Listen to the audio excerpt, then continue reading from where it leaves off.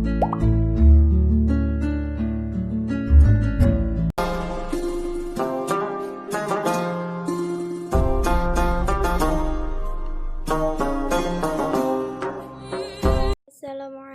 warahmatullahi wabarakatuh.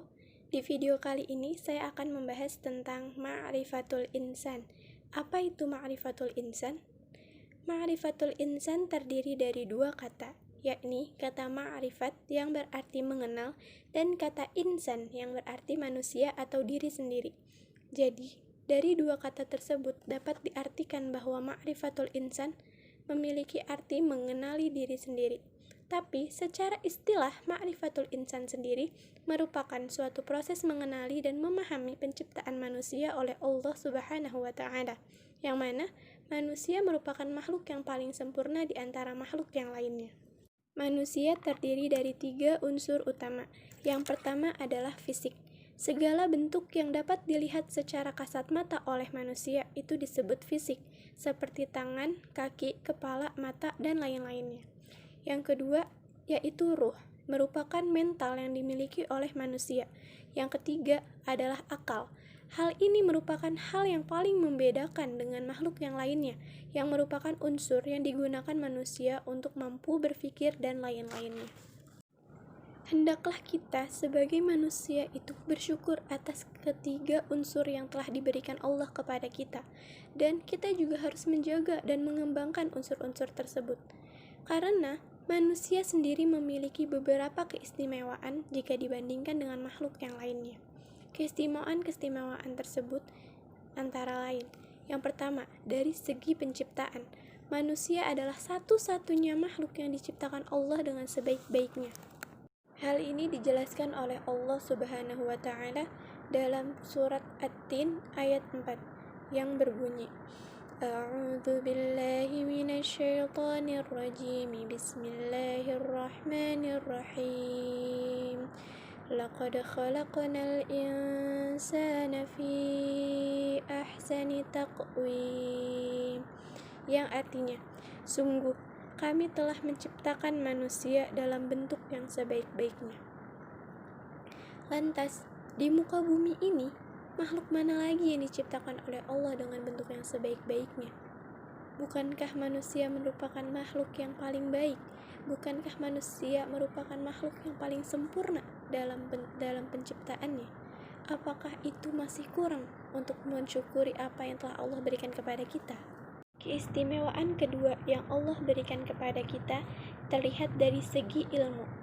Allah Subhanahu wa Ta'ala menciptakan manusia dengan kelengkapan otak dan potensinya agar manusia mampu mengembangkan diri dan alam di sekitarnya.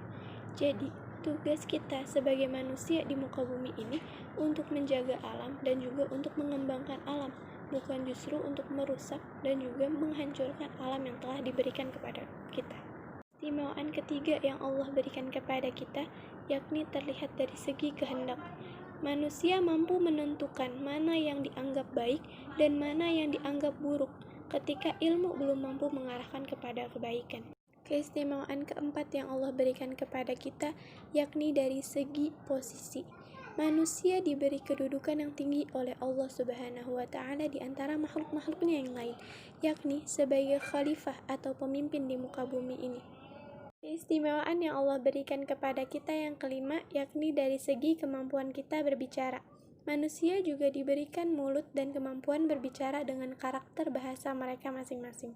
Dalam negara kita sendiri, ada banyak bahasa yang dipergunakan oleh masyarakatnya.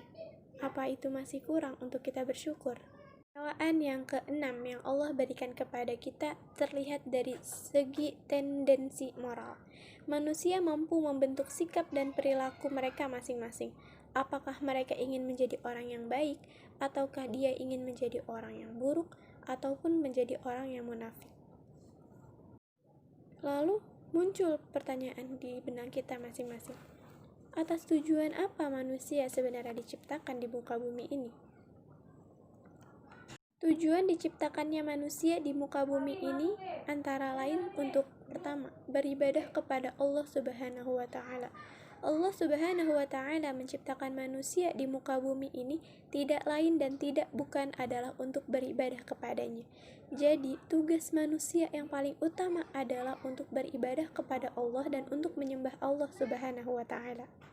Tujuan kedua Allah Subhanahu wa Ta'ala menciptakan manusia di muka bumi ini adalah untuk menjadi pemimpin atau khalifah di muka bumi ini.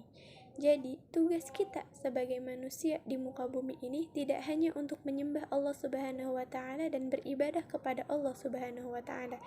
Selain itu, kita juga diberikan tugas untuk menjadi khalifah di muka bumi ini. Dengan segala kelebihan yang Allah berikan kepada manusia, dengan segala kesempurnaan pembentukan yang Allah berikan kepada manusia, maka manusia dituntut untuk memanfaatkan segala sumber daya yang ada di muka bumi ini dengan sebaik-baiknya.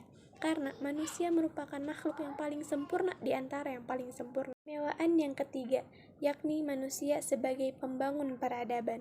Manusia hendaknya mampu membangun suatu peradaban dengan sejarah yang baik, seperti Rasulullah SAW yang telah mampu membangun peradaban yang dahulunya gelap atau jahiliyah menjadi baik atau Islamiyah.